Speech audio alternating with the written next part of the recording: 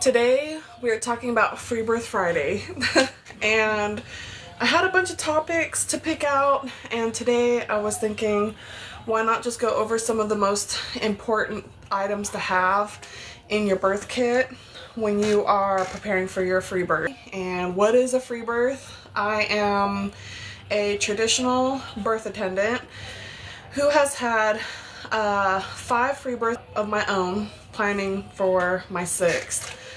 And my first birth was a hospital birth, and that opened up, so it was very important that I went through that as a first time experience, as a first time mom, because then it showed me that, you know, it helped me to question, you know, is there more to birth than just going to the hospital? I was not really trying out the birth experience that I was looking for. I was left okay, I'm really happy that I didn't experience any trauma, but was there something more to this?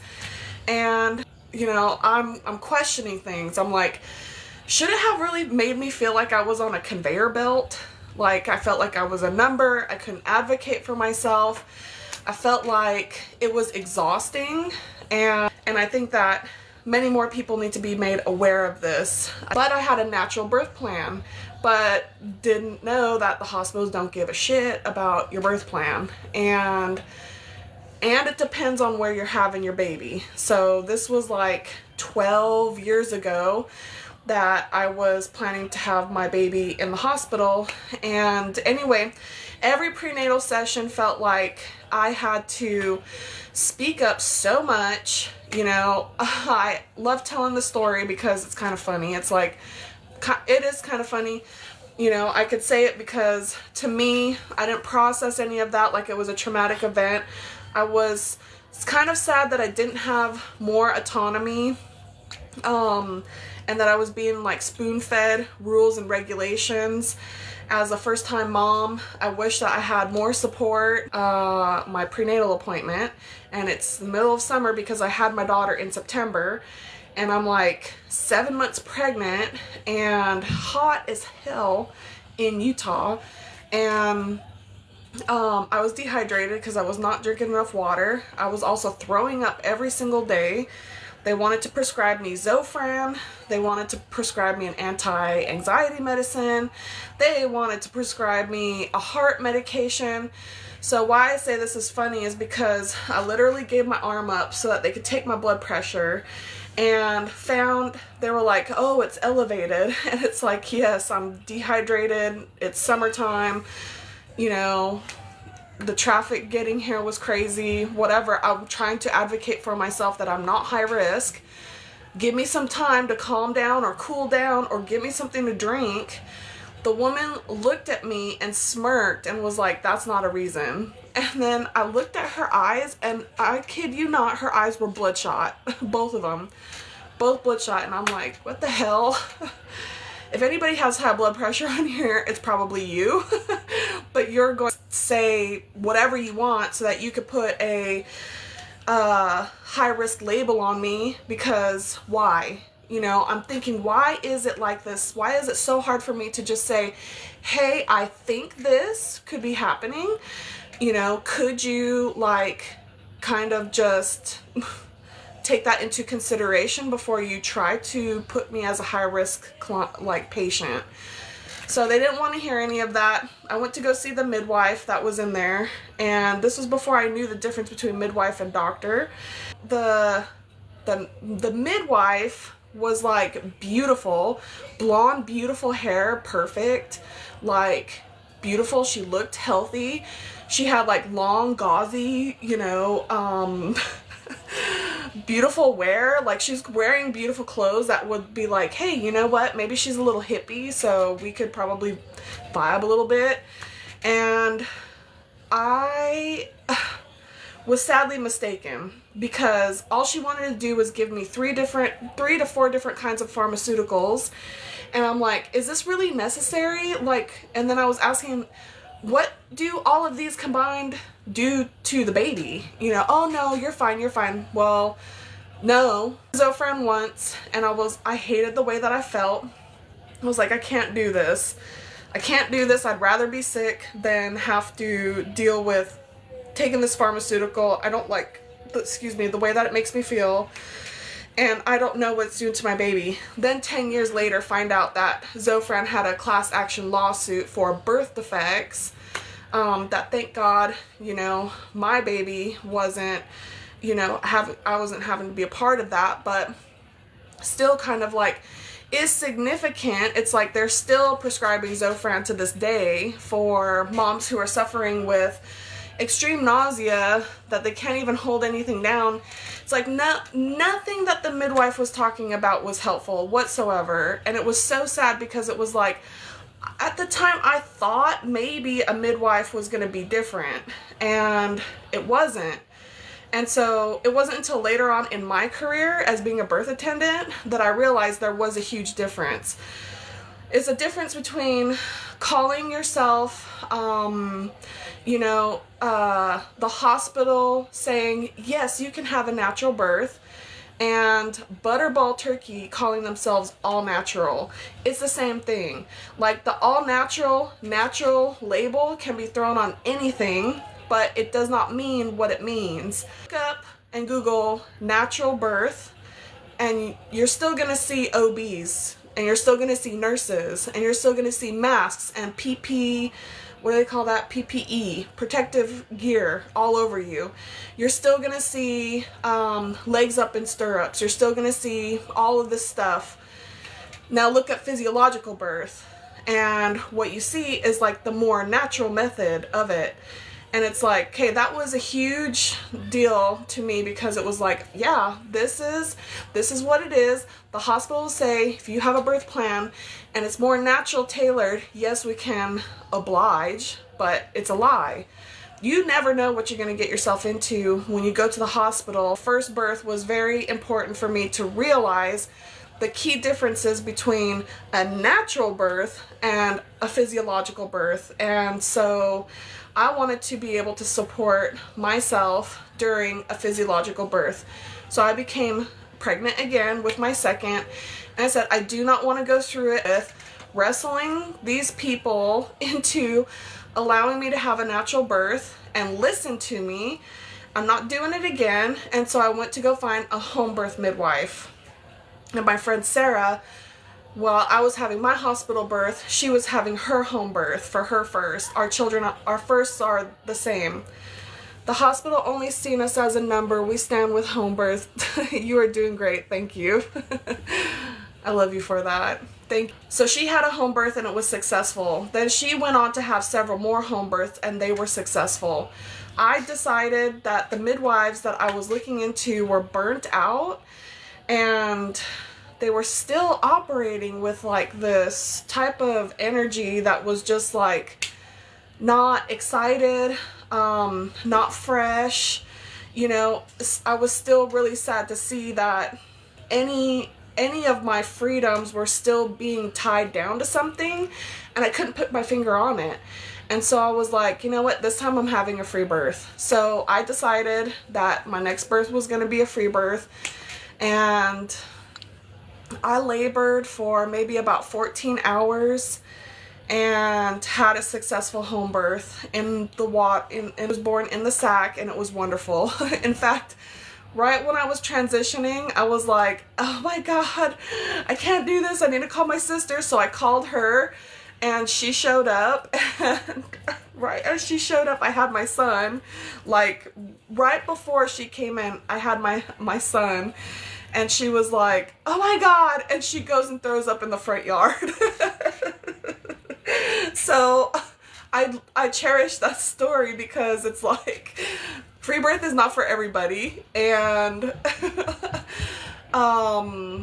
hospital birth is not for everybody. And so, like, the most important things that you should have in your home birth kit, if you're planning to free birth. I think that's an important topic. I have a wonderful bundle on my website, www.peachybirth.com, or www.freedomhomebirth.com, and you should know that this bundle is amazing. It's like, it has 4 different things in it. it comes with a free birth supply list. It's a comprehensive list. Your labor, during your birth, and your postpartum, and it has like a nice section for the herbs that you want to. Very detailed, comprehensive list of like your complication list. So when you go to the website, you'll have to go to the shop, and it's listed there as a I believe it's called the Sovereign Families Birth Vault. And there's 4 items in there that will help you to feel more prepared for your free birth. Anybody could use this. This is not just like normal checklists. It's not like, make sure you have a peanut ball, make sure that you have, you know, a peri bottle.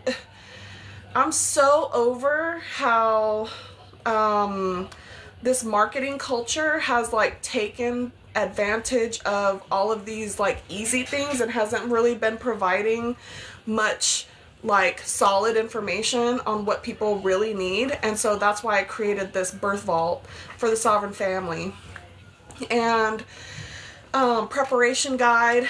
This birth vault that I had created is really good. It's out of like, anybody can go on YouTube and go find what positions are going to be the best positions for your labor.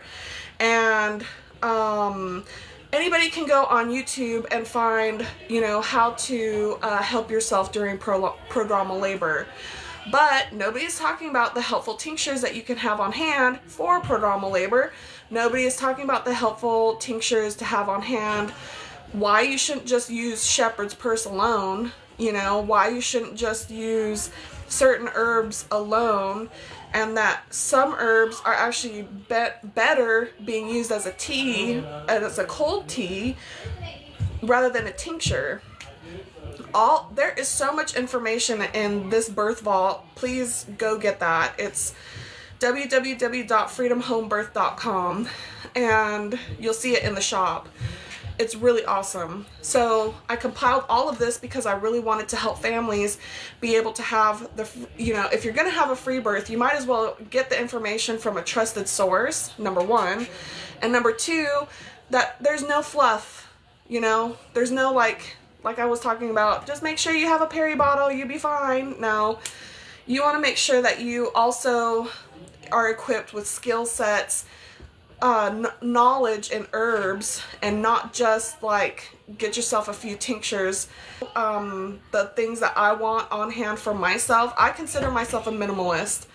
So I don't have like I do have way more listed for the families that want the vault, but I sincerely am a minimalist. I'm like, during my transition phase, I want peppermint oil, and during my during the active labor phase, when it starts to get really hard, I really want lavender oil. I had this amazing client gift me the adaptive oil blend from doTERRA. Oh my god, it smells so good. It is so good. I used it all up. It is, I'm not a fan of blends. Like, truthfully, I think blends are a waste of money. This one was very good. Peppermint oil, what I like to do is I'll put it on a rag and I'll put it on my shoulder, because diffusers are a waste of money. You put a diffuser in any room and the mist just like disperses, and it's like there's nothing. You can't smell it. The first time you walk into the room, you can smell the diffuser, but then after that, it's kind of like it just disappears. You can't smell it anymore. There's no therapeutic of aromatherapy as a therapeutic dose. So I'll put a rag on my shoulder or paper towel, and I'll just smell it and try to get relief, try to control my breathing in through my nose, out through my mouth, so that everywhere that there's any tension is just relaxed. You know, we have a jaw pelvis connection. You want to make sure that you're not clenching your teeth through it, because then that tension carries to your pelvis and creates more pain. So breathing is very important. Hydrating is very important. I say get yourself some LMNT electrolytes and take 1 packet of Element, mix it with, you know, a bottle of body armor. But for me, like I said, I like having these chucks on hand. They're awesome. Makes cleanup so much easier. You want something to cut the cord, but you also want things that are going to clamp. Some people like to use, excuse me, I have some indigestion. They'll use, I have a course that's coming out, which I'm very excited for, and have it off to the side just in case. Fill it with the chucks. Sometimes a fetal Doppler is great, but it's not always necessary, especially if you've already had other babies prior. But that's on the list, is like a little fetal Doppler. Some people like a mirror. I don't necessarily like that. I just want my baby to come out. And so something comfortable to wear in labor. The essential oils are very important. Some essential oils are so great to have on hand that they can stop a hemorrhage. Those are a few items. And so now we're getting into the tinctures. My favorite tinctures to have on hand are motherwort, because it is like a lifesaver when it comes to helping us calm down during this, like, intensity starts to hit, and then we're like, oh my god, how am I going to do this? I can't do this.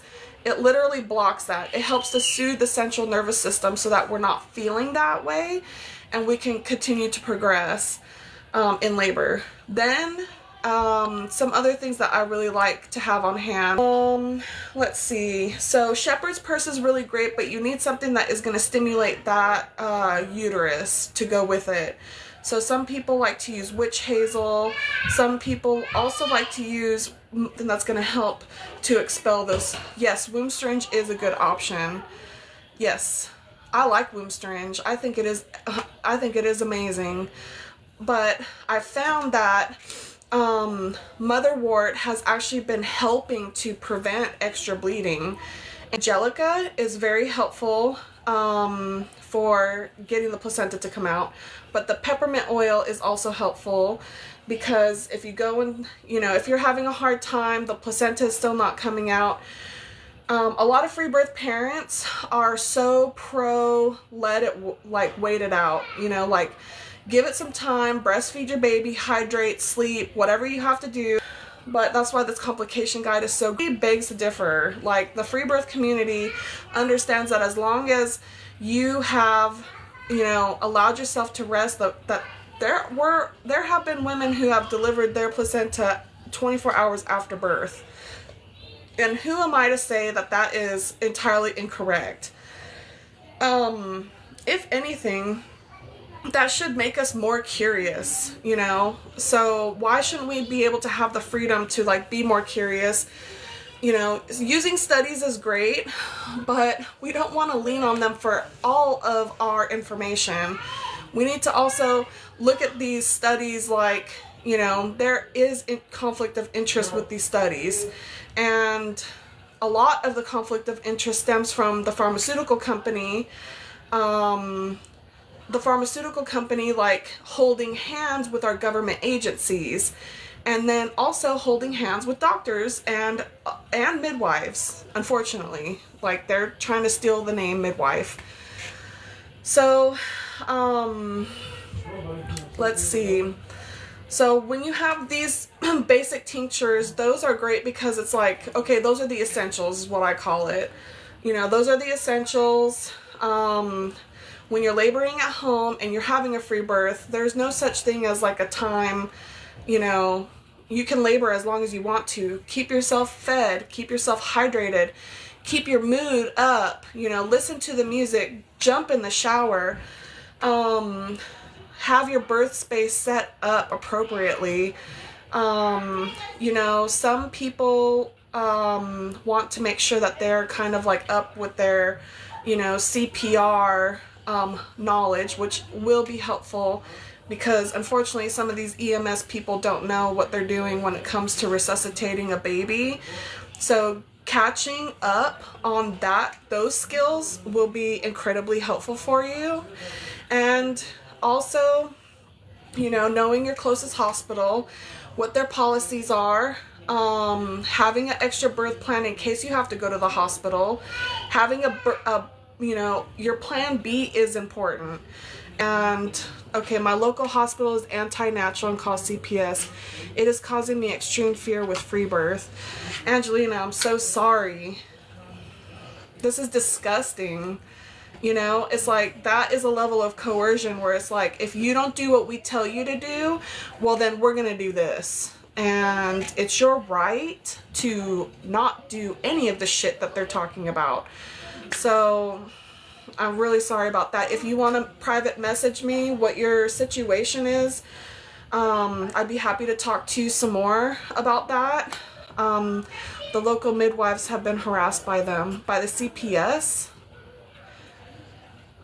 This is what I have been taught is called a system breakdown. And so the system breakdown going from home birth to the hospital looks like the so-called professionals at the hospital, and I'm not anti-hospital because we need them for emergency purposes, but not for, you know, not for like risk women. It shouldn't be like that. Preventative care is really not that great from the hospital standpoint, but emergency care is wonderful. So when you go into the hospital and, okay, let's say that your free birth ended up in a transfer and you want to avoid any interference with the hospital whatsoever, this is why you have the freedom to be at home and just labor, you know, as long as you had to, and just say, I was laboring at home as long as I had to, you know, and then I was like, feeling one, reach out to, you know, some traditional midwives that you can trust and talk to them about this, because a lot of the traditional midwives, like, they have supported free birth or they've had free births themselves, and that autonomy is key. So I know I've covered a lot in this live. And so, okay, we covered some of the things that you should have during your home birth, item-wise, to help comfort you. I've also listed some tinctures that are very helpful, you know, in case, you know, touch lightly on in case you had to transfer. On my website, I have, well, in the course that I'm building, I have a lot of information about birth certificate stuff. There's so much information that's going into this course, but I'm making it affordable for families, because even, you know, getting the money for a retainer for certain families is just like, it's just not easy for them to be able to get that, and especially like states in Georgia where it's incredibly difficult to be able to get any kind of like real care. So this whole talk is not to replace your doctor, and I am not a nurse, I am not a doctor, and this is for educational purposes only. Educational purposes only. I am not here to diagnose or treat or any of that stuff. I have to say that because the world is crazy, and I hope you found that this live was very helpful. Like I said, reach out to me. I do this every Friday because I want to support my community, and go to my website, www.freedomhomebirth.com, and you can find the resources there. There's resources on there, and then there's also things that you can purchase. And then of course I have my one-on-one coaching, and then I also have group coaching.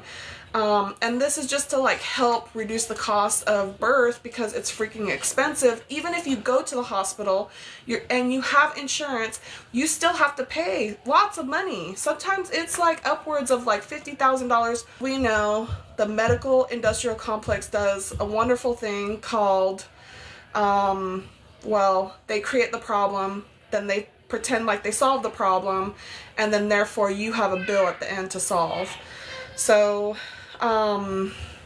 you know, like I said, if you have any questions, just reach out to me. I'd be happy to answer them. And visit my website, get that vault. It's amazing. There's so much information. It's like you get a welcome letter, you get the free birth. It's a comprehensive free birth supply list that has many more things than what I had listed. I just am a minimalist. I don't want to worry about things. I don't want to be like, you know, I just want my oils. Like, I really just want my oils. I need hydration. I need snacks on hand. Comfort and support is really helpful.